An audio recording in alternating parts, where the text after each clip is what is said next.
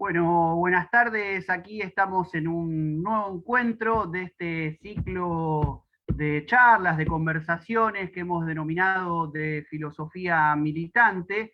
Y bueno, ya hemos recorrido un trecho en este camino virtual en medio de la pandemia por la situación del COVID-19 que nos encuentra en el mundo entero y la Argentina haciendo los esfuerzos que estamos haciendo para tratar de cuidarnos entre todos y entre todas. Hoy estamos avanzando con esta tercera charla de filosofía militante, en la cual vamos a abordar la figura de Néstor Perlonger. Ya hemos estado, bueno, transitando el camino de abordar la figura y el pensamiento de Álvaro García Linera, con Ramiro Parodi, quien inauguró este ciclo, y a partir de, bueno, en 15 días vamos a estar realizando el último encuentro, que vamos a estar con Martín Cortés, rescatando la figura de José Aricó. En el día de hoy tenemos con nosotros a José Escacerra, para la gente amiga Pepe, y bueno, él es profesor de filosofía, escritor también y miembro de la cátedra abierta Félix Guattari. Así que bueno, para empezar a hacer las pruebas correspondientes, Pepe, te damos la bienvenida ahí, no sé si nos estás escuchando. Sí, sí, muchas gracias. Hola Marian, ¿a mí se me escucha bien? Sí, sí, se escucha perfecto, estamos viendo de chequear a ver si está saliendo la transmisión en vivo como debe ser, o si tenemos algún problema técnico que a veces aparece. A veces, más siempre que a veces, a mí me pasa siempre, pero esperemos no mufiar esta experiencia. A veces, como dicen, puede fallar. Puede Bueno, fallar. Pepe, estamos ahora sí dando inicio a esta charla. La verdad que para nosotros y para nosotras es muy importante poder avanzar con el pensamiento de alguien que es una figura emblemática, no solo de la militancia y de la filosofía, sino también de la literatura, y es una persona también emblemática en las luchas por la diversidad. Así que para que des inicio al encuentro del día de hoy, sin mucho más preámbulos, preguntarte un poco qué es para vos la figura de Néstor Perlonger, qué implica. Si podés comentarnos un poquito también quién fue, para quien quizás esté viendo, escuchando esta charla virtual, no lo conozca mucho, poder más o menos tener en cuenta a quién nos referimos cuando decimos Néstor Perlonger, esa figura también tan prolífica, con tantos abordajes, muchas veces tan difícil de abordar, valga la redundancia. Así que para empezar, si te parece que nos puedas contar un poquito eso, ¿no? ¿Quién fue y qué es para vos Néstor Perlonger? Exactamente, la pregunta ya contiene lo difícil que es hablar de Berlonger. Digo, es un escritor sumamente prolífico. Es una vida sumamente prolífica, porque no solo escribió. Digo, Perlonger, sí, es más muy conocido por la poesía, pero también tiene estudios de etnografía, de antropología, tiene textos sobre política, sobre coyunturas, sobre teoría, sobre filosofía, y también fue un militante. A él se lo ha llamado el militante del deseo, y en ese sentido, esa figura un poco lo que podemos entender por Perlonger. Pero bueno, sí, pues, si tenemos que remitir un poco a la coordenada, nace en Avellaneda, por la década del 50, si no me equivoco, sí, porque para los 20 era un pendex de 21 años, 22, y estaba ya integrando el Frente de Liberación Homosexual, Frente Nacional, que se calcula que para el año 73 tenía más de 5.000 miembros. Digamos, entonces participó del primer acontecimiento a la luz del día de militancia homosexual en Argentina. Digo a la luz del día porque ya había cosas. Si uno rastrea el archivo, uno encuentra un montón de cosas previas. Pero la primera manifestación pública, que de hecho participan, de hecho, que ya vamos a remitir a eso, en la Asunción de Cámpora, o participan de todo el clima político setentista, se suman al concierto de voces políticas de los años 70, Y bueno, y ahí la figura de Perlonger es ineludible, si bien por supuesto el Frente de Liberación Homosexual está compuesto por muchísimos militantes y cuadros, mucha gente que hoy en día todavía sigue en escena pública, interviniendo y conversando, la figura de Perlonger es bastante emblemática porque también es bastante ideológica, digo, fue bastante el ideólogo de todo esto. Y las ideas que encontramos en el Frente de Liberación Homosexual después las encontramos en otros de sus textos posteriores. Así que es un autor muy prolífico, como no entendemos si estamos hablando de un poeta, si estamos hablando de un filósofo, si estamos hablando de un antropólogo, si estamos hablando de un militante o estamos hablando de todo ello al mismo tiempo. Yo creo que estamos hablando de todo ello al mismo tiempo y un poco el desafío es poner estos elementos en composé, digamos, ponerlos uno al lado del otro y que combinen. Esa es un poco la tarea, una tarea para lo cual los homosexuales parece que tenemos un poco de talento, digamos, para poder combinar un poquito los elementos disímiles entre ellos. Así que, bueno, sí, un poco el desafío para hoy. También podríamos pensar que en esa especie de collage, ¿no? Aparece la figura del ensayista, ¿no? Como eh, cruzando un poco la poesía, la literatura, la filosofía, la intervención política en una escritura donde la mezcla se torna como algo fundamental, sobre todo en épocas un poco complejas para ello, porque si bien el ensayo como género literario en la Argentina tenía ya una larga historia, incluso en América Latina, para la actividad política a veces no se es tan amante de la mezcla, ¿no? Sino más bien a veces Claro, o de las purezas ideológicas o de las delimitaciones partidarias, etcétera, ¿no? totalmente, totalmente, porque es una prosa de la promiscuidad. Está la idea de promiscuidad en el fondo, promiscuidad que es sexual, pero también implica esto, la contaminación. Eh, de hecho, a mí la figura que me gusta traer para entender a Perlonger un poco y su itinerario político y teórico es la figura del carnaval. Él tiene un texto que habla del carnaval y dice algo muy lindo, lo tenía ahí, tenía el machete por ahí, dice, el carnaval no es lo negativo de la lógica dominante, sino la positividad de otra lógica. O sea, el carnaval es una manifestación de toda una estrategia diferente de producción de deseo. Entonces, es un pensador que no intenta pensar las cosas desde arriba, sino que las está pensando desde abajo, desde el barro de Avellaneda, digamos. Está pensando el carnaval como inversión, perdón, no como inversión del orden establecido, sino como positividad de otra lógica.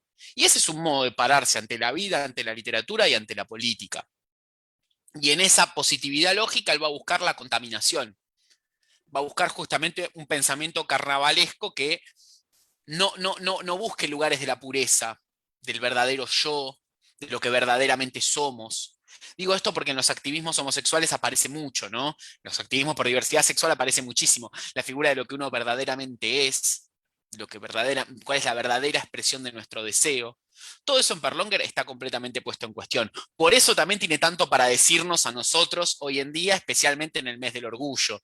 Digamos que es una movida hecha por un establishment que se la pasa diciéndonos que tenemos que encontrar nuestro verdadero yo. Pero por debajo de esos mandatos que son, desde mi perspectiva, nada más y nada menos que mandatos imperialistas, por debajo de esa perspectiva está pasando otra cosa.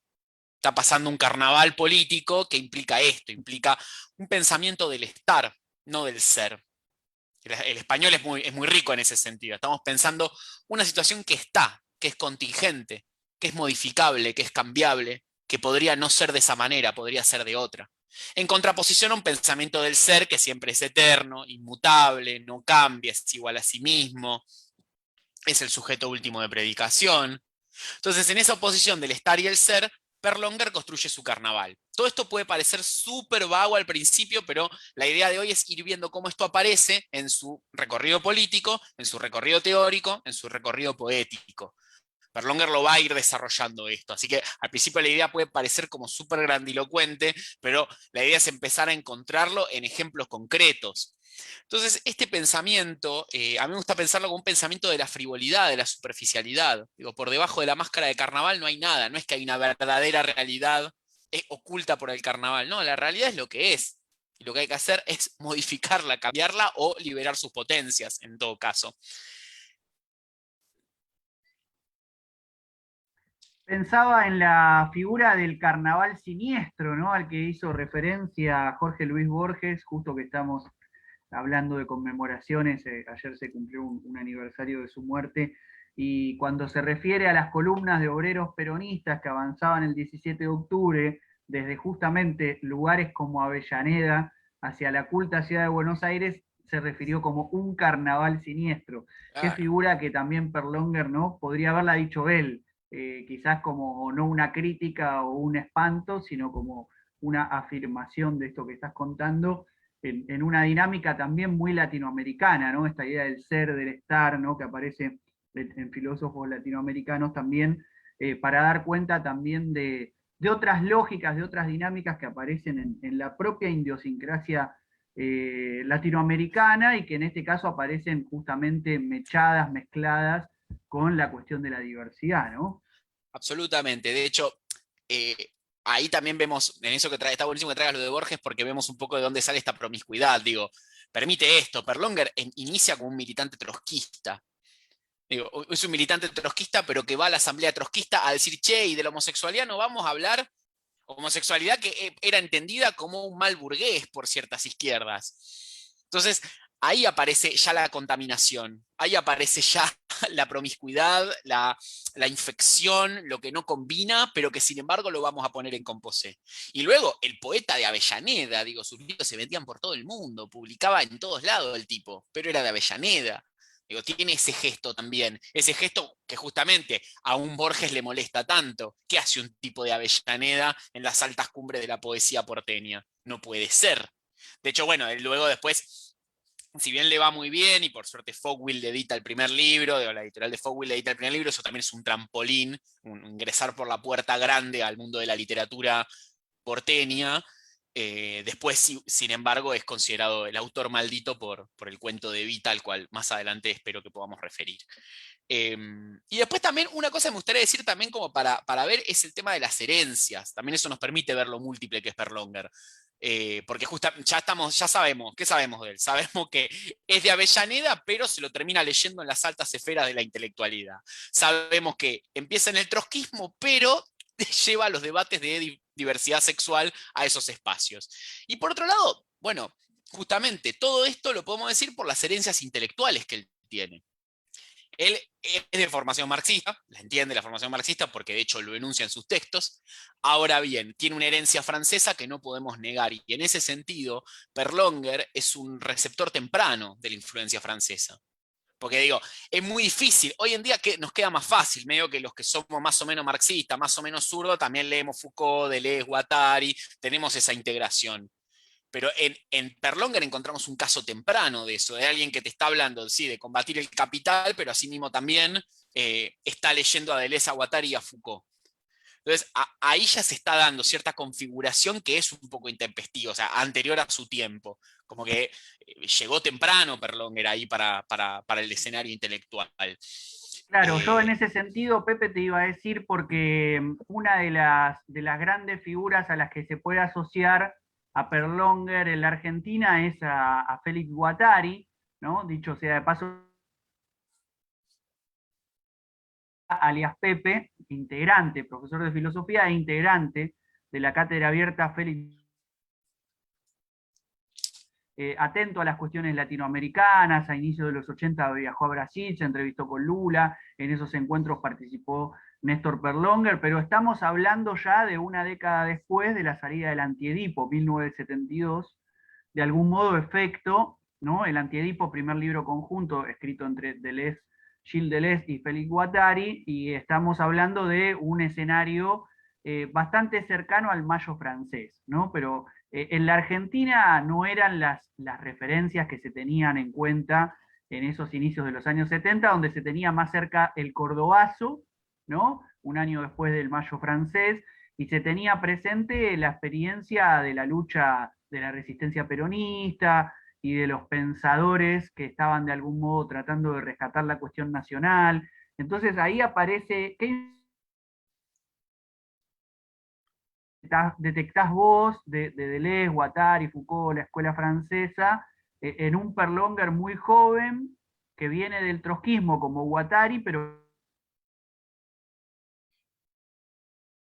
homosexual y que termina vinculada al peronismo, ¿no? Entonces, bueno, ahí hay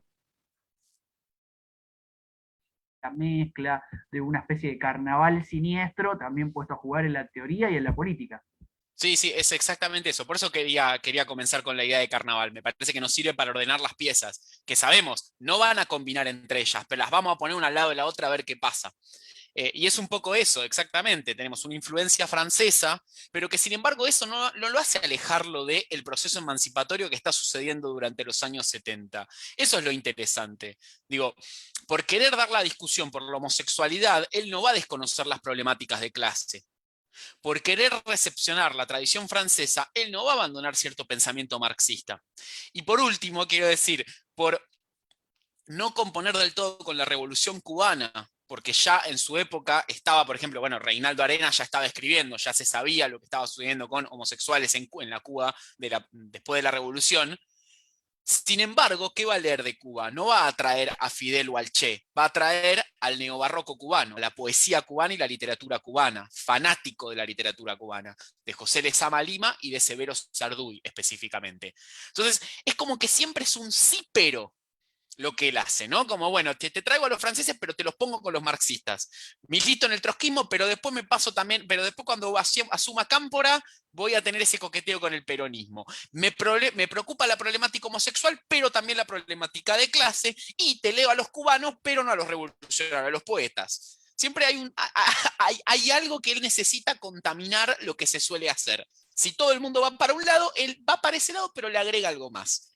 Y ahí es donde se compone este carnaval que tenemos ante nosotros.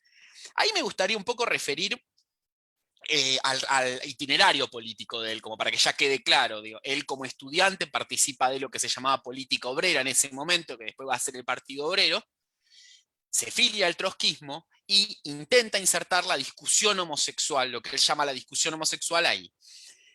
Ahora bien, ¿qué es la discusión homosexual? Ahí ya hay algo súper interesante porque nos queda re diferente a lo como nosotros lo entendemos hoy en día. No es para nada un pensamiento en torno a derechos civiles. No estamos pensando de matrimonio igualitario ni de educación sexual integral. No es eso lo que está pensando. El objetivo para Néstor Perlonger, y esto lo dicen todos sus compañeros del FLH, era tomar el poder. Era un pensamiento que buscaba tomar el poder. Y para él, como había leído a los franceses, entendía que la toma de poder no era solamente una disputa macropolítica, sino que también era micropolítica. Y ahí es donde el homosexual adquiría una dimensión política. ¿Por qué? Porque entendía que el machismo es fascismo de entrecasa. Esa es una de las eslogans del Frente de Liberación Homosexual. Entonces, la cuestión homosexual no era decir, che, y en el Estado, en el futuro orden socialista que impongamos, quieran, no nos discriminen a los homosexuales. No era eso, era, che, los homosexuales tenemos potencias emancipatorias y revolucionarias porque somos una excepción del régimen machista que no es más que fascismo de entrecasa. Y ahí se pone en visión su herencia francesa con su herencia marxista. Porque en definitiva lo que está puesto en cuestión son las reglas de juego de la sociedad capitalista. Y para poner en juego para poner en tela de juicio esas reglas, la cuestión homosexual cumple un rol fundamental. Entonces no se trata de defender la homosexualidad porque es la verdadera identidad de nadie. No hay, como decíamos, no hay una verdadera identidad, no hay una provincialidad, hay frivolidad. El homosexual, ¿por qué es importante? ¿Por qué es interesante? Porque viene a desquiciar los escenarios domésticos de dominación de una sociedad patriarcal y capitalista. En ese entonces, hoy en día la situación es muy diferente, pero en ese entonces lo que instala es eso. En el trotskismo no le dan mucha bola, parece que no le va muy bien, no hay mucha documentación de esos años, o por ahí yo la desconozco también, debe haber estudiosos que conocen mucho más los anecdotarios que hay, yo pasé por los textos principales, y después se filia a los grupos que había homosexuales, que particularmente en el que se llamaba Eros, y había un grupo más que se llamaba Nuestro Mundo, que estaba desde el año 67, es la década anterior, integran una especie de frente amplio que es el Frente de Liberación Homosexual. Que decían, es como una especie de, justamente, frente amplio que nos dé lugar a todos sin que cada grupo pierda especificidad. Ahí de vuelta tenemos la idea de carnaval, porque no todos los grupos pensaban lo mismo, pero necesitaban un frente amplio para poder presentar sus demandas. ¿Y qué hacen ahí? ellos ven que la oportunidad para dirigirse a la sociedad que están buscando es el peronismo. Y lo dicen en los materiales que están en YouTube, los materiales disponibles audiovisuales de los militantes del Frente de Liberación Homosexual hablando. Dicen, nosotros sabíamos que no éramos todos peronistas, que había mucha gente muy de tradición izquierda que no iba a componer con esto, pero entendíamos que teníamos un lugar ahí, que podíamos disputar un lugar en el gobierno que se venía. Y como ellos defendían en paralelo la idea de liberación social, en realidad buscaban la liberación social por medio de la liberación sexual y nacional, es el paralelismo que ellos arman, entendían que la transición, bueno, nada, el gobierno de Cámpora y el regreso de Perón era la oportunidad de colocar eso sobre la mesa. Y entonces comienza el coqueteo con la izquierda peronista, que lo llamamos coqueteo a propósito, porque digo, el drama entre la homosexualidad y la izquierda, que está atravesada tanto por erotismo como por violencia, es histórico en nuestro país y nadie lo reflejó mejor que Manuel Puig en El beso de la mujer araña. No, es un tópico que es muy viejo. Y bueno, y ellos van a la Asunción de Cámpora, van con las pancartas que dicen para que reine en el pueblo el amor y la igualdad. Se sirven de un lema de la marcha peronista, pero por supuesto, si abajo le pone Frente de Liberación Homosexual, se entiende de lo que estamos hablando. Y dicen que bueno, que mucha gente los aplaudía y que mucha gente los miraba con, estos son unos locos. Y ahí tenemos una primera aparición pública, digamos, es como una especie de 17 de octubre maricón. Digo, Claro. porque sí, lo que más molesta de la jornada de octubre son los pies en la fuente de Plaza de Mayo, la imagen del cabecita negra irrumpiendo en la Buenos Aires parisina, si es eso lo que... Bueno, acá tenemos lo mismo. En la pulcritud izquierda irrumpen esta manga de degenerados. ¿Y qué termina generando eso? Termina generando que luego la revista El Caudillo llame a combatir a los... es muy gracioso, dice a acabar con los homosexuales. Se la dejaron servida. Entonces, como, perdón, que hay un documento donde contestan cuando quieran, chicos. Pero bueno, ahí también como siempre esa ida y vuelta entre agresivo y erótico, ¿no? Bueno, nada, pero la revista El Caudillo saca este documento que es realmente preocupante y aterrador, que habla de acabar con los homosexuales, encerrarlos y mandarlos a campos de rehabilitación. Estamos hablando de 1975. Y un poco previamente ya Montoneros, porque dice faloperos y homosexuales. Claro, el famoso Montoneros responde, cántico, no somos putos, no somos faloperos, somos soldados de la FARC y Montoneros, claro. claro, responden con ese cántico y ahí el romance Imagen del se combatiente termina. revolucionario. Sí, También sí. hay que tener en cuenta, ¿no? Un poco la cuestión epocal donde la lucha guerrillera deviene en muchos casos militarismo, ¿no? Figuras muy ancladas a un tipo humano que era el que se buscaba combatir, ¿no? Un poco esa idea del militar aparece como parte de un cuestionamiento, ¿no? Para también pensar ahí los aportes que puede realizar la lucha por la diversidad a una política más general revolucionaria, ¿no? Como tengo la sensación de que aparece algo ahí como del orden de, muchachos, está bien, pero veamos a dónde conduce también estos modelos de lucha que de algún modo están reproduciendo parte, por lo menos, no digo la totalidad, pero por lo menos parte de aquellos modelos humanos que buscamos combatir, ¿no? Algo de eso aparece, Claro. me parece. Que eso él lo hereda de los franceses, digo, en algún punto él lo ve gracias a eso, a que ya estudió microfísica del poder, los fascismos cotidianos, toda esa perspectiva de lo cotidiano, de lo que sucede por lo bajo, de las microviolencias que se da por debajo, lo saca de Deleuze, de Guattari y de Foucault. Bueno, toda esa perspectiva es lo que le permite a él decir, che, entonces el homosexual tiene algo revolucionario para aportar, porque desquicia por abajo. Es este carnaval incómodo que por abajo molesta. Por eso él lo puede llevar. Pero lo interesante, lo que me gustaría destacar, es que no es, che, en la revolución dennos derechos, en absoluto, es nosotros tenemos algo para colaborar en la revolución. Quiero referir a una anécdota muy, muy chiquita, la de Puig. Lo cuento por sí, porque nada, no hay por qué saberlo. El libro este del que hablamos, El beso de la mujer araña de Puig, es de dos prisioneros en la dictadura militar, un militante peronista del peronismo de izquierda y un homosexual en la misma celda. Y empiezan como a convivir, se dan todas las disputas políticas y terminan teniendo una relación amorosa ahí en la celda en plena dictadura. Es un textazo. Y Puig cuenta que la idea se le ocurrió porque en las reuniones de militancia, porque Puig participaba del Frente de Liberación Homosexual, se decía eso, se decía a los militantes de izquierda, che, si tienen amigos homosexuales, no les cuenten nada, porque son más flojitos, pues son medio mujercitas, entonces en la tortura se aflojan. Entonces, todas estas concepciones que atravesaban a la militancia de izquierda son las que hacen un poco estas rispideces y estos recelos. Y que por otro lado generan también, digamos, que sea tan interesante que las voces homosexuales hayan dicho queremos ser parte de este concierto. Ellos no querían estar por fuera, ellos sentían que tenían algo para decir en el concierto setentista. Había algo para decir en este contexto. No era nos pasó por el costado la liberación nacional, para nada. Ellos querían subirse a ese barco. Y por eso digo, también es tan deseable el gesto que ellos hacen de decir apostemos a esta vuelta del peronismo. Digo, ellos quieren insertar su proyecto político ahí, sabiendo que no todos son peronistas, pero decían, acá tenemos un lugar para denunciación, para decir algo, para intervenir. Bueno, después salió como salió. Y con todos los problemas, bueno, esto, traías el lema y ahí el romance se termina, digamos, y a medida que va avanzando la AAA, va avanzando el tercer peronismo con más sus sombras que sus claros, bueno, ellos se van exiliando de a poco hasta que el Frente en el 75 se termina. Digamos, ya cuando llaman a acabar con los homosexuales, ellos dicen, bueno, che, esto, y empiezan los exilios. Berlonger ya para los 80 está en Brasil. Bien, Pepe, me gustaría después que charlemos un ratito sobre la cuestión del Perlonger escritor, poeta y también sobre sus trabajos que podríamos caracterizar más de tipo académicos o de investigación, pero ya que estamos un poco charlando sobre este espacio de los años 70 y dictadura de por medio, vos decías, bueno, y después los 80, ¿no?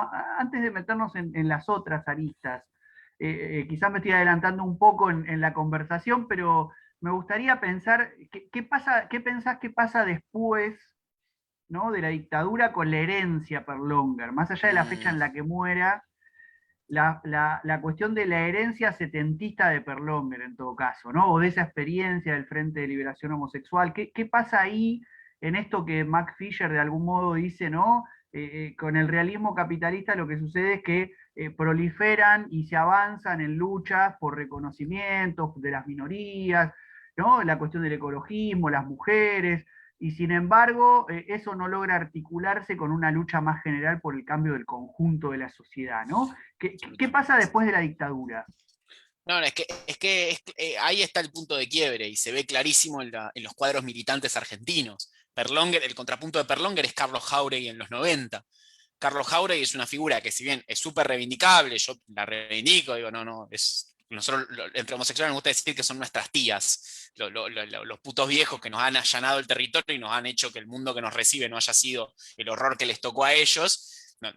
No lo decimos desde un lugar de la irreverencia y la falta de respeto. Carlos Jauregui a mí me encanta, pero sí es cierto que la lucha de Carlos Jauregui es una lucha liberal dentro del Estado capitalista. Es un proceso es una búsqueda de reconocimiento de derechos en el marco del Estado de Derecho capitalista.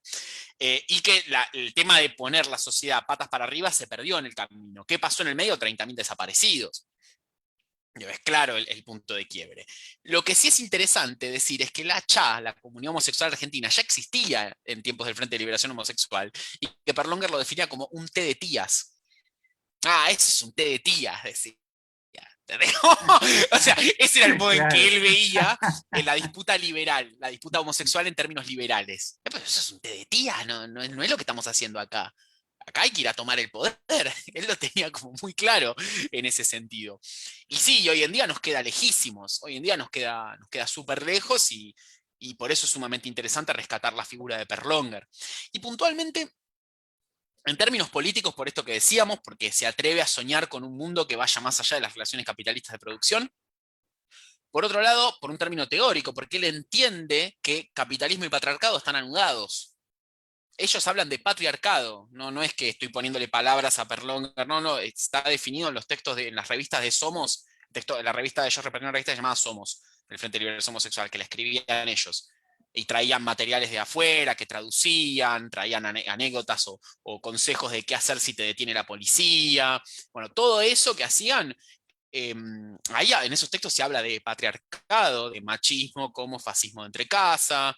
Eh, bueno, y entendían esa alianza estratégica que hay entre capitalismo y patriarcado. No era algo raro para ellos. También el clima lo permitía, el capitalismo era lo que estaba siendo puesto en cuestión. Entonces ellos sumaban su voz al concierto, no era que iba por un carril separado, sino que sumaban su voz a eso, para armar este carnaval heterogéneo que estamos diciendo. Y por último, que igual esto, que iba a cerrar con esto, pero si no lo vamos diciendo, a mí lo que me interesa mucho es la crítica que le hace a la identidad sexual, que hoy en día está puesto como la identidad parece ser el valor último a defender, parece ser el punto último de nuestras luchas, el punto, en términos de diversidad sexual, el punto último a lo que la militancia tiene que ir, el respeto por la identidad singular, y ya nos está quedando un poco chico ese discurso, porque además hace peligrosamente sistema con el liberalismo. Parece ser que se trata de una libertad individual y ya está. Y bueno, y entonces en ese sentido, los discursos de disidencia sexual, lo digo como participante de esos activismos y militancias, a veces se encalla en esto que traías del realismo capitalista, no podemos pensar por fuera de esta caja. Y Perlonger esto lo sabe muy bien y por eso la idea de identidad está completamente estallada. Para él la identidad sexual es una ficción, es una mentira. Esto lo saca de Foucault, de hecho. No hay una verdad homosexual que respetar o que defender o bajo la que abanderarse. De hecho, es interesante, ellos casi no hablan de orgullo. El orgullo se menciona una vez en el número 3 de la revista Somos. El orgullo, que hoy en día es la bandera por excelencia. No hay orgullo en ser homosexual, no es algo que aparezca tanto. Lo que aparece es lucha por la supervivencia. Es otra enunciación que tenemos, otra economía del discurso, porque es otro el proyecto emancipatorio del cual están participando. Quizás hoy Claro, en día que estamos tan cómodos con ciertas verdades como las libertades individuales, la identidad, quizás sería interesante traer este archivo a ver qué tiene para decirnos. pensaba también en relación a la discusión misma en términos de militantes activistas, ¿no? Algo que hoy Claro. quizás a veces se presenta incluso como una contraposición. Sí, sí, sí. Es que medio que la diferencia entre militante y activista tiene que ver con eso. En definitiva, el militante es aquel que se atreve a soñar por fuera de las reglas de juego capitalistas y el activista es, che, vamos a generar cierto proceso de reconocimiento para hacer una vida más vivible en el marco de las reglas de juego que están. Me gustaría igual detenerme ya que el tema de la conversación era el pensamiento nacional. Digo, porque ellos levantan la idea de liberación nacional y si Claro, uno quiere yo te buscar... iba a preguntar Sí, justamente eso, Pepe, porque es llamativo que aparezca el término liberación, ¿no? Podría aparecer el de emancipación, ¿no? Podrían aparecer otros términos, así como decimos militante, activismos. Hoy no parecen funcionar muy de la mano la idea de lo diverso y lo nacional, ¿no? Y la idea de una militancia por la liberación y un activismo, ¿no? Que permita poner en juego algo del orden del deseo. ¿Qué pasa en Perlonger y esa experiencia con lo nacional? ¿Es posible desde las luchas por la diversidad intervenir en las discusiones más generales sobre qué tipo de nación queremos construir? ¿Qué legado tiene o no con Néstor Perlonger? ¿Cómo es ese tema? ahí está. Ese es un corazón del problema que está genial. Digo, para rastrear el problema de la nación en Perlonger, en el corpus al menos que está disponible, yo creo que tenemos dos momentos que aparece ahí claramente sobre la mesa. En, hay una entrevista que le hace una revista que se llama Así en el año 73. Perlonger tiene 23 años, creo. Es un pendejo, está con dos pibes más del FLH, del Frente de Liberación Homosexual, y dan una entrevista. Y ahí hablan de liberación sexual y liberación nacional. Pero claro, hay que poner en contexto, 1973, o sea, la juventud se comía el mundo, digamos. Estaban ahí por desarrollar el proceso emancipatorio para el cual medio que se habían preparado toda la vida, parecía ser. Era esa un poco el horizonte de imaginaciones políticas que había orbitando. Y como decía, ellos sienten que pueden sumar su voz al concierto. Ahora bien, simultáneamente a esto, ellos ya estaban diciendo que la identidad sexual es un juego, es una ficción, es una máscara de carnaval. Entonces, ellos entienden que en alguna medida es una trinchera provisoria y ficticia para dar una batalla. Ellos saben que no hay ningún ser por debajo a defender, no hay ninguna idea de patria. Y esto se ve más claro unos años después con los textos sobre Malvinas, que ese es el otro punto al que quiero referir. Perlonger tiene 3 textos escritos sobre Malvinas, que los escribe ya en el exilio, donde se horroriza por la cantidad de intelectuales de izquierda que salieron a defender a la Argentina en la guerra de Malvinas, ignorando que el verdadero enemigo es la dictadura militar. no Inglaterra. Como entrando en la trampa que era la guerra de Malvinas como legitimización del régimen militar. Y Claro. él ahí dice, el texto se llama El deseo de unas islas, es el más grosso de los tres para mí, porque dice, cuenta que en el exilio un compañero de izquierda le dice que se puso feliz por las Malvinas, dice, yo sé que está mal, pero es para rescatar cierta identidad nacional, dice. Y dice, y entonces nos topamos con el problema de la identidad, dice. Y Claro. ahí se pone a hablar de la identidad sexual, inmediatamente. Entonces, perdón, con esto termino, identidad nacional y identidad sexual están completamente ligadas y él hace lo mismo en ambas. Son ficciones provisorias que solamente sirven para dar disputas, para dar peleas, no sirven para defenderlos en tanto valores eternos, a priori mutables que no se pueden disputar. Porque no hay patria. Él dice, los homosexuales no tenemos patria. Sí, pensaba que tiene mucha sintonía también con dos textos fundamentales de la época y que funcionan quizás como una especie de tríada de excepción, que son los Pichiciegos de Fowell. Vos hablaste de que Fowell justamente lo había publicado a Perlonger, y el otro, que no sé la verdad, ahí habría que indagar si tienen o tuvieron vínculos, que es con Leon Rosichner, ¿no? Que publica De la Guerra Sucia a la Guerra Limpia. Son como los Eh, tres textos que pueden dialogar en torno a eso, ¿no? es que de hecho el deseo de unas islas, mira, acá lo tengo, el deseo de unas islas, que es el texto este, sale de una discusión con la revista no, tengo miedo de decir una burrada. Es una polémica con una revista, Sitio número 3, que en esa polémica está Rosichner con el texto de Malvinas. Porque la revista Sitio, ahí está, la revista Sitio había como hecho cierta apología a la guerra y ahí tanto Perlonger como Rosichner les pegan por izquierda, entiendo. Claro, claro, sí, sí, porque es toda la discusión con el grupo de estudios socialistas, creo que se llamaba, donde estaban, bueno, todos, Aricó, Portantiero, Beatriz Arlo, ¿no? Toda la Claro. gente que va a ser de algún modo después la intelectualidad progresista que acompaña el proyecto Claro. alfonsinista, ¿no? Y Que, Rosichner sale al cruce, Fowell escribe esa novela maravillosa que es Los Pichiciegos, y bueno, y Perlonger evidentemente dialoga en sintonía con este texto, El deseo de las islas, ¿no? de hecho, habría que. No, mira, ahí lo terminé de chequear. La ilusión de las islas sale publicado en Sitio. O sea, en algún punto Sitio hace la apología, pero le publica el texto a Perlonger y publica en el mismo número respuestas al texto de Perlonger. Como se arma, bueno, es un texto escrito en polémica, digamos, y la revista también habilitó la polémica. Eh, Así que sí, sí, es todo, digamos, otro concierto de voces, pero donde lo nacional está puesto en cuestión, y si lo nacional está puesto en cuestión, la idea de identidad está puesta en cuestión.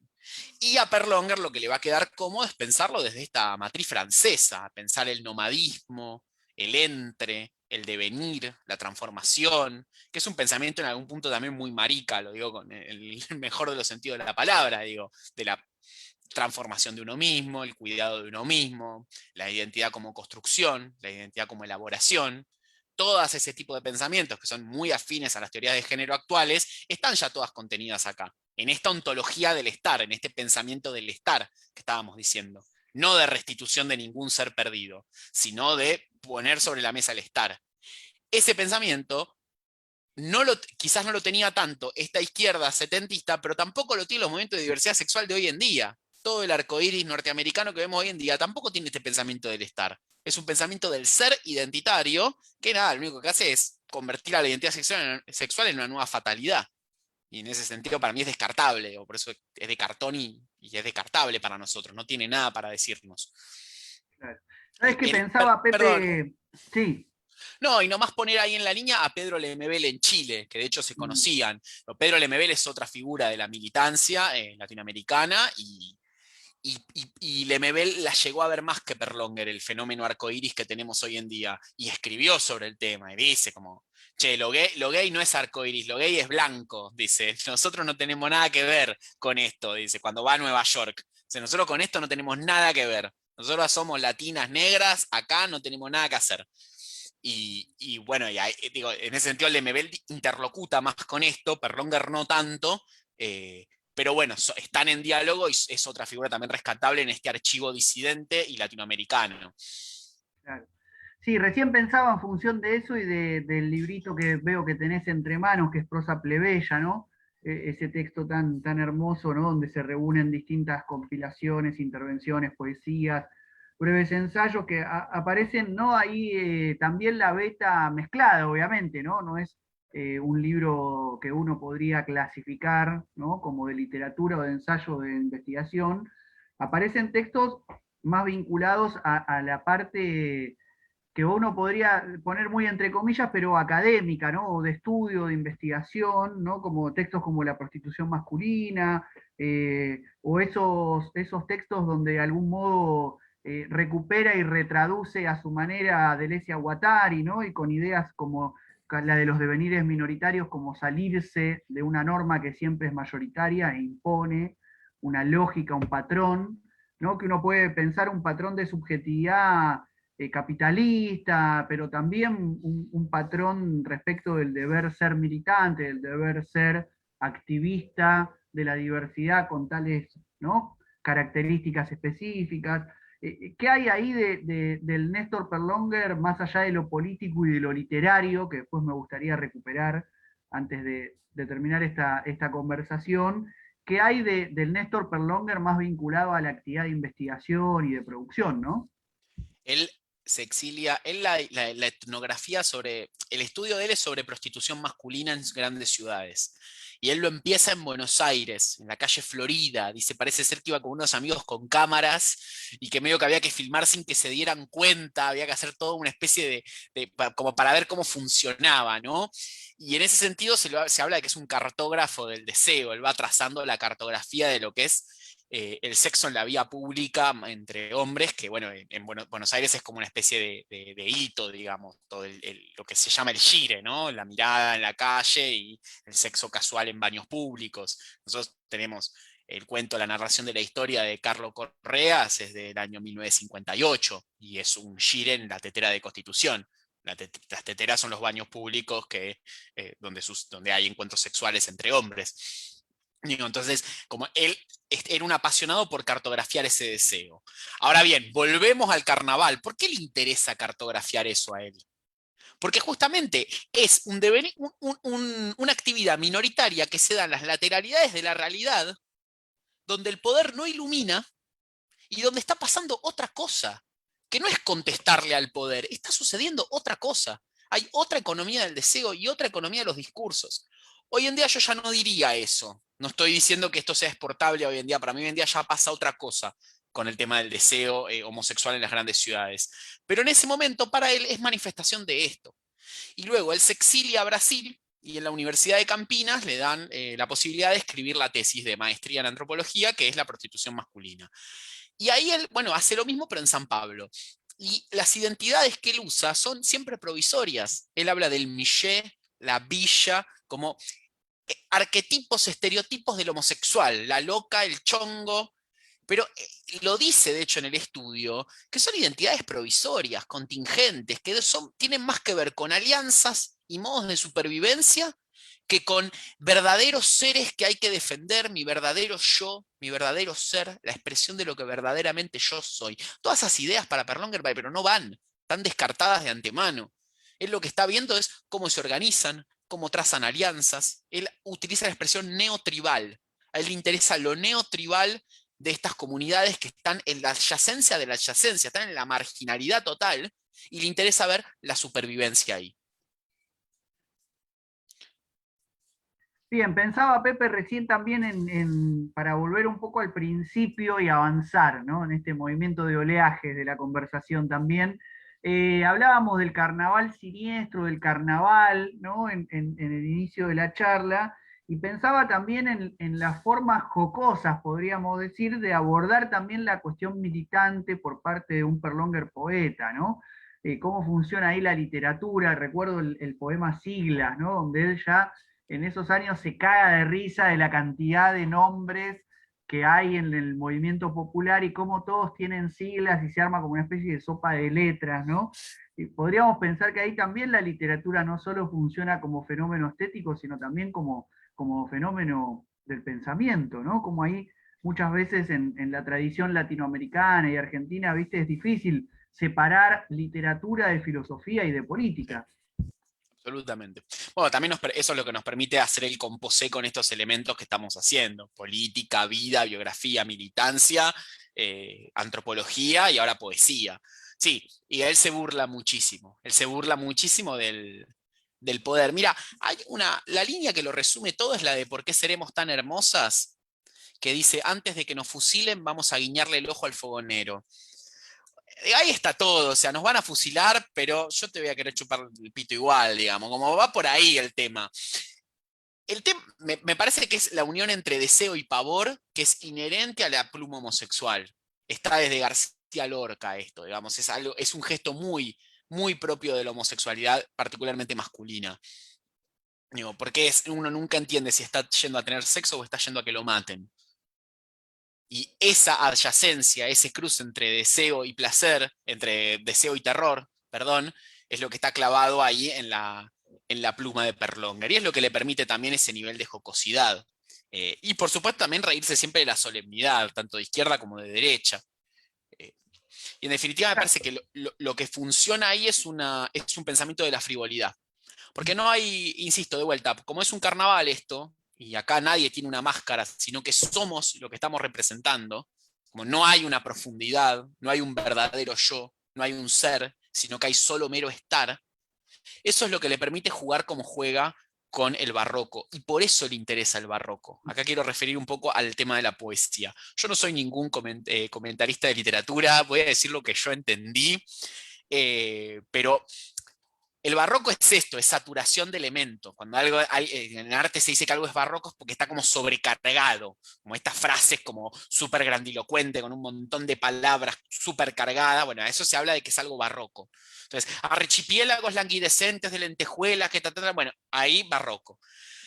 ¿Qué pasa con el barroco? ¿Por qué le interesa? Porque en el barroco la carga semántica de las palabras no importa tanto, no importa de qué estamos hablando, importa cómo lo estamos diciendo.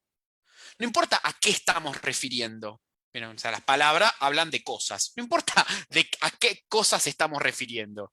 Importa cómo estamos componiendo las palabras, cómo estamos haciendo ese compose. Y él toma el neobarroco cubano y inventa lo que él llama el neobarroso.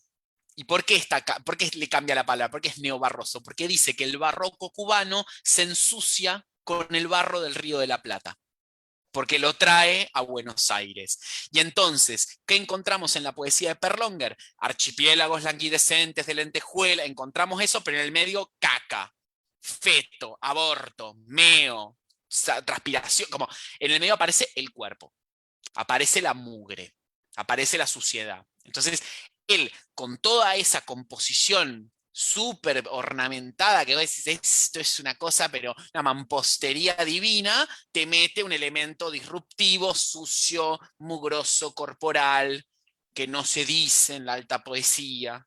Y por eso habla del neobarroso, pues está embarrado el barroco cubano acá en el Río de la Plata, porque el Río de la Plata es mugroso. Esa es un poco la... Y es un poeta de Avellaneda, digo, tiene mucha presencia, como él también se puede reír de eso. Y sí, dice que voy a hacer un barroco limpio viviendo en Avellaneda, ¿de qué me están hablando? No, hay que embarrarlo con el riachuelo, acá está, ese es el neobarroso.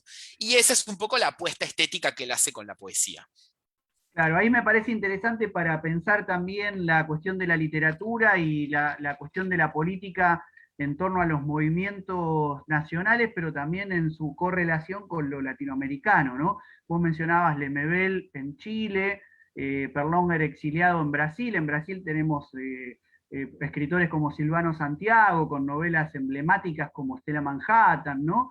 E incluso Copy y su vínculo con Uruguay. Casi que podemos hablar de movimientos también que son nacionales, tienen sus especificidades, pero también un diálogo latinoamericano muy profundo, ¿no? Con lo cual, pensar la nación, por lo menos en el sur de Latinoamérica, es pensar también en la patria grande, ¿no? En esta cuestión de una relación entre países sin la cual es difícil pensar en el desarrollo de la nación, ¿no?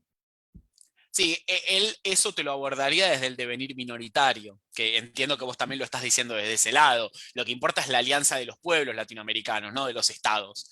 Lo que va a importar, de hecho, ahí está la complicidad entre maricas, una chilena, otra cubana y otra argentina, pero en Brasil. Esa alianza entre maricas importa, digamos, porque en definitiva es una alianza hecha desde abajo y a la izquierda, citando el título de un libro de alguien que está en la sala. Ese es un poco el interés. Después, me gustaría señalar también, me parece que hay que hablar de Eva Perón, pues si no, no da, como es bastante importante hablar de Eva Perón.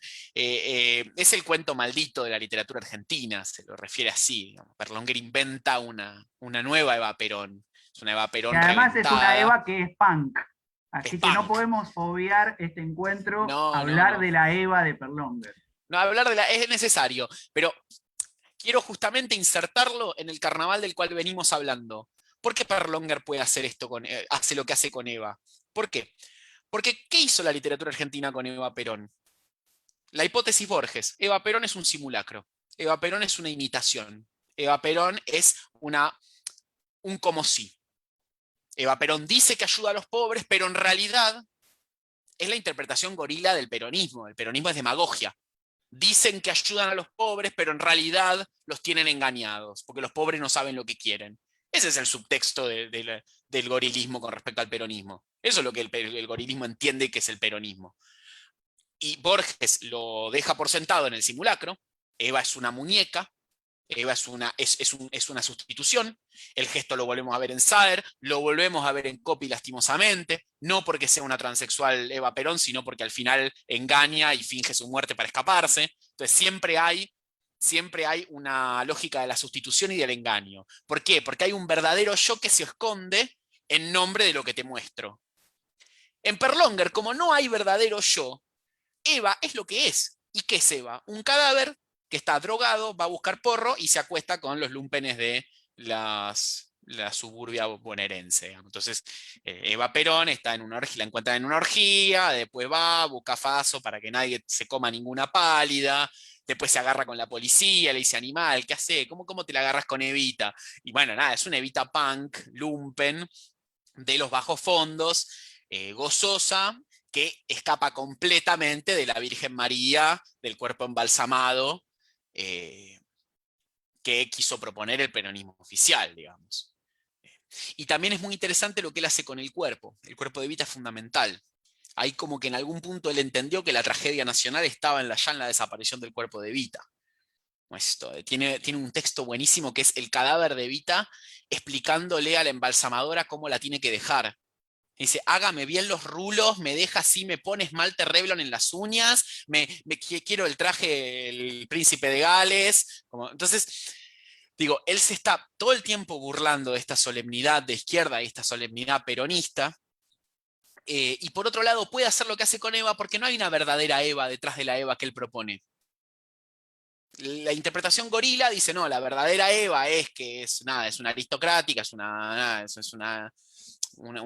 yegua y bueno, se hace la buenita enfrente de todos para que la quieran. Entonces nos muestra la muñeca, pero en el fondo es otra cosa. Esa es la interpretación oficial. Bueno, Perlonger puede hacer esto porque no cree que haya una verdadera Eva en ningún lado. Entonces puede jugar como quiere con Eva. Claro, tampoco la Santa Eva, ¿no? Tampoco En la ese Santa Eva, claro. sentido, la irreverencia siempre, ¿no? Hmm. Bueno, Pepe, estamos acá recibiendo algunos saludos. No quería dejar de aprovechar antes de despedirnos los saludos, bueno, a nuestro compañero Emiliano Posto de la Cátedra Abierta Félix Guattari, también Roberto Deive y Ulises Escribano, estaban ahí siguiendo la charla y dejaron sus saludos en el Facebook. Recordamos que estamos haciendo esta transmisión como parte del ciclo de charlas virtuales de filosofía militante organizadas de manera conjunta precisamente por la Cátedra Abierta Félix Guattari, el Instituto Generosa Fratasi, la Editorial Indómita Luz, el Departamento de Ciencias Políticas del Centro Cultural de la Cooperación y el Programa de Estudios de Relación entre el Marxismo y lo Nacional y Popular. En la primera charla estuvo Ramiro Parodi hablando de Álvaro García Linera. En el encuentro anterior fue mi turno de poder exponer algunas ideas y recuperar la figura de Carlos Olmedo, ese joven marxista que en los años 70 terminó siendo comandante de las Fuerzas Armadas Revolucionarias, y el próximo encuentro, dentro de 2 semanas, el martes 29 de junio, cerramos el ciclo, o por lo menos este primer ciclo de charlas virtuales de filosofía militante con Martín Cortés, que nos va a estar hablando y se va a estar refiriendo a José Aricó, de quien hace unos años publicó un libro. Hoy estamos con José Estacerra, alias Pepe, recuperando el legado, la trayectoria, la producción de Néstor Perlonger.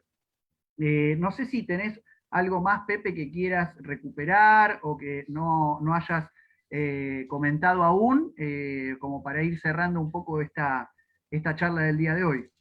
Sí, una última cosa de qué tendría Perlonger para decirnos hoy en día a las militancias en materia de género y diversidad sexual.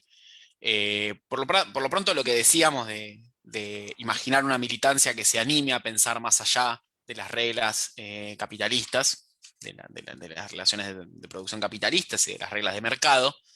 Y por otro lado, me parece que en Perlonger el problema de la identidad está totalmente criticado.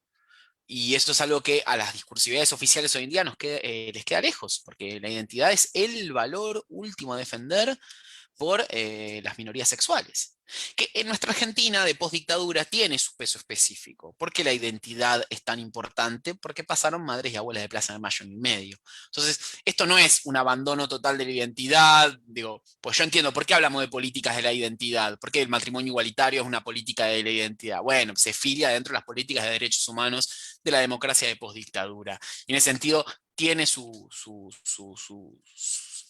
itinerario específico y yo entiendo por qué es tan importante.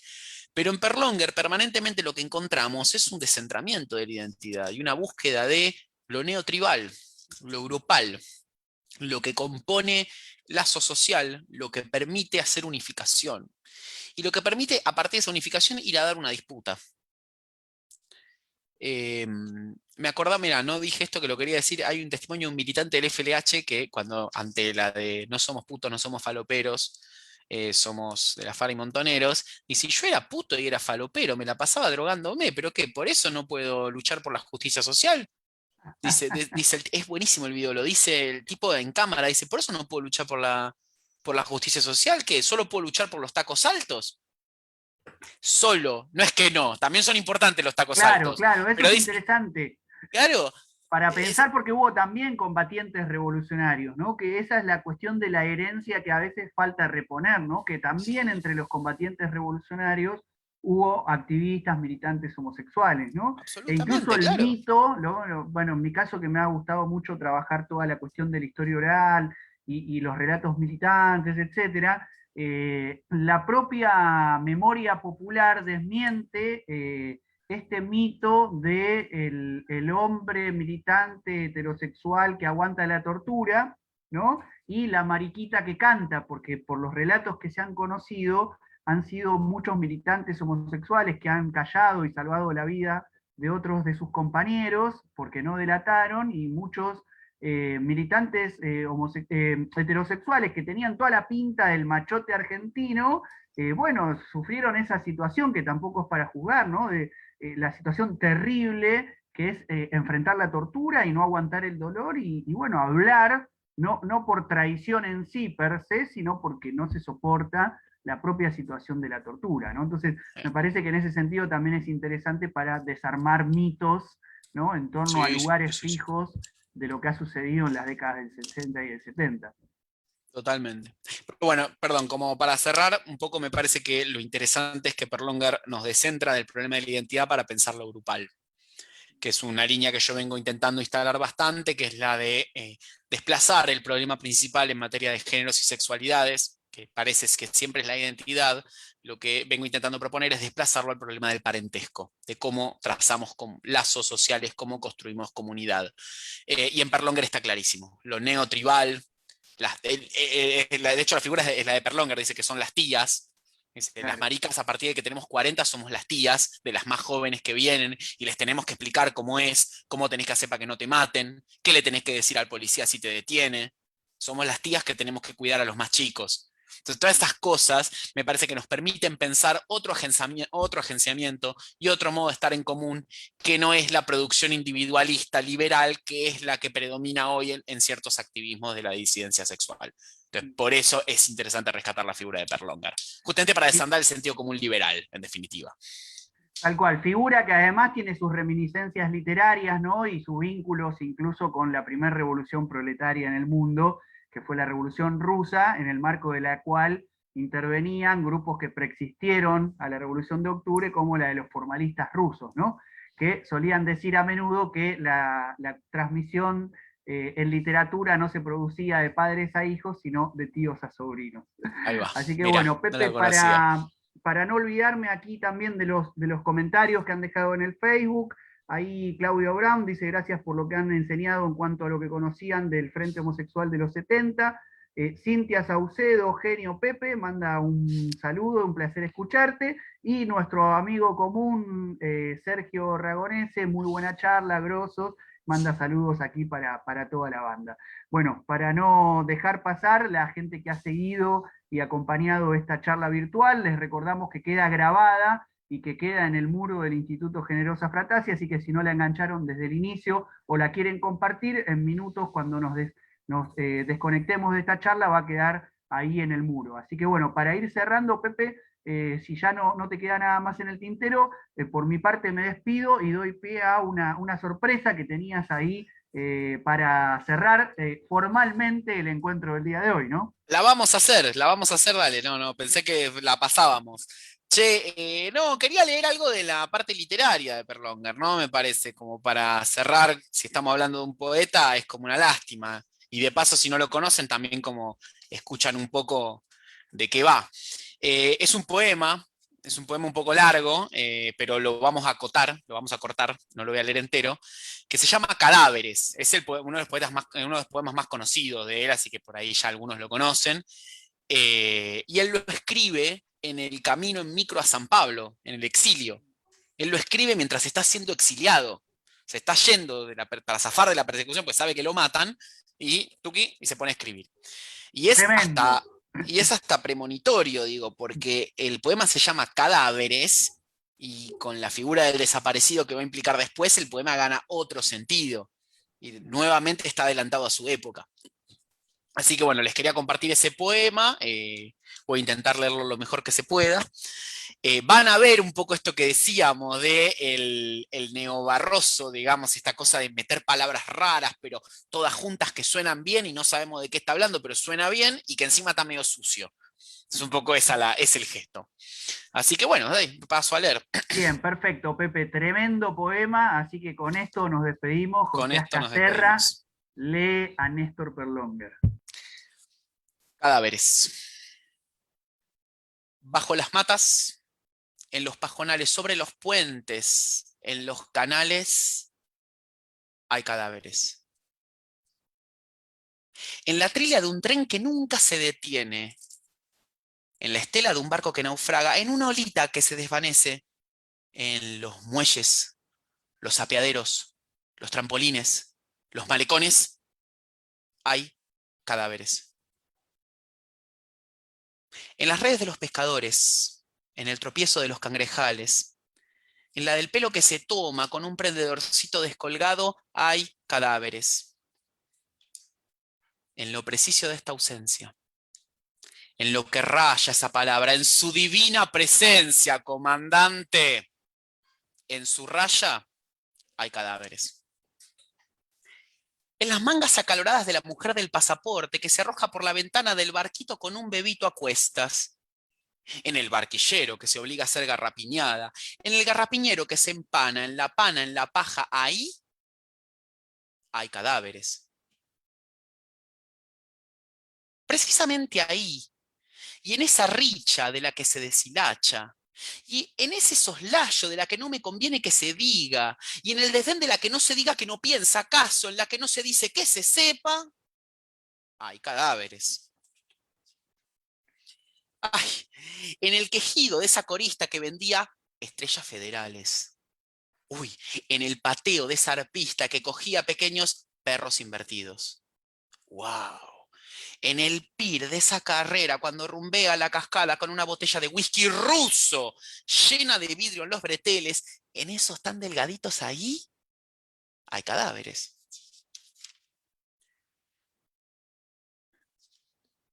En eso que empuja lo que se atraganta, en eso que traga lo que emputarra, en eso que amputa lo que empala, en eso que puta hay cadáveres. En el estuche de alcaflor del pecho de esa bonita profesora, en los tizones de esa bonita profesora que traza el rescoldo de ese incienso, en la garganta de esa jorca, en el mollejo de ese moretón atravesado por un aro en agua, en ya ahí hay cadáveres. En la conchita de las pendejas, en el pitín de un gladiador sureño, sueño, en el florín de un pendulario que se emparrala, en unas brechas en el sudario del cliente que paga un precio desmesuradamente alto por el polvo, y en el polvo también hay cadáveres. En el país donde no se yuga el molinero, en el estado donde el carnicero vende sus lomos al contado y donde todas las ocupaciones tienen nombre, en la provincia donde no se dice la verdad, en los locales donde no se cuenta una mentira.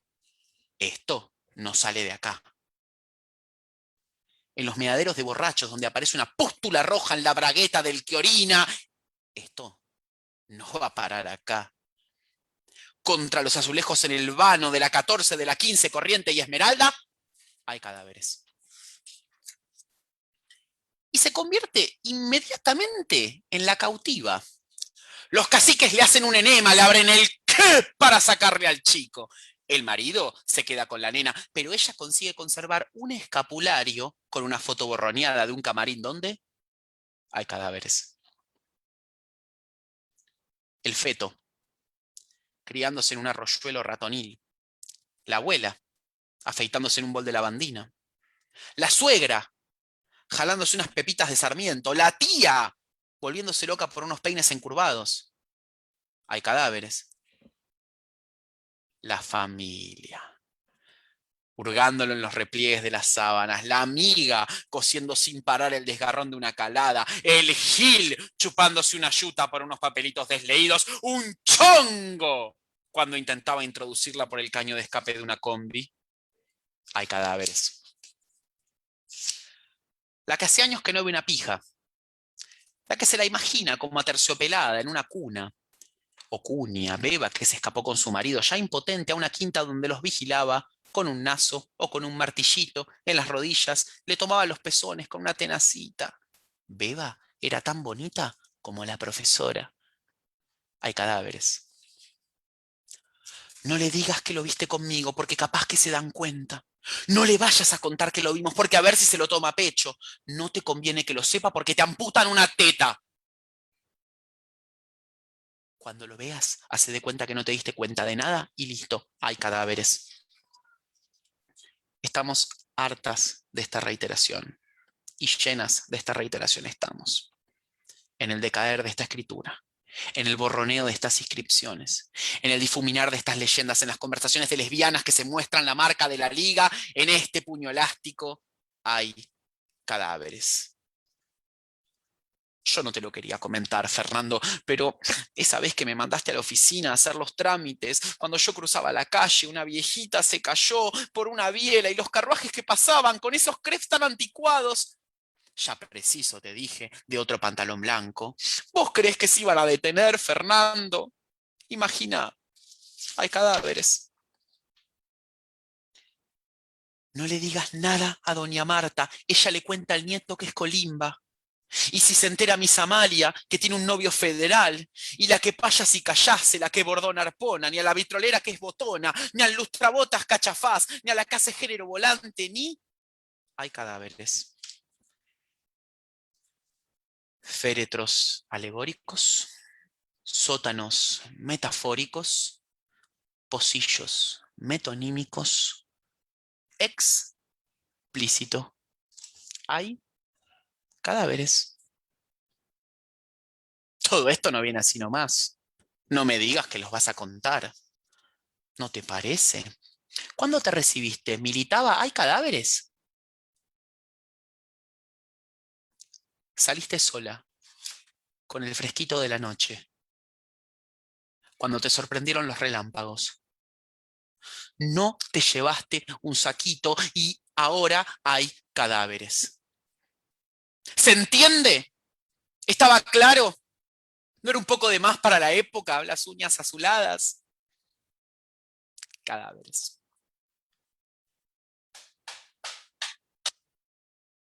¿No hay nadie?, pregunta la mujer del Paraguay. Respuesta: no hay cadáveres. Cadáveres de Néstor Perlonger en la interpretación de José Ascacerra, alias Pepe, quien ha estado hoy recuperando su figura, su pensamiento, su trayectoria para las luchas actuales y por venir. Con esto nos despedimos hasta el martes 29 de junio, con el cual cerraremos este primer ciclo de charlas virtuales de filosofía militante. Bueno, muchas gracias a todos y a todas por acompañarnos y haber sido parte de esta jornada. Nos despedimos. Chau, chau, chau, Pepe. Chau, chau.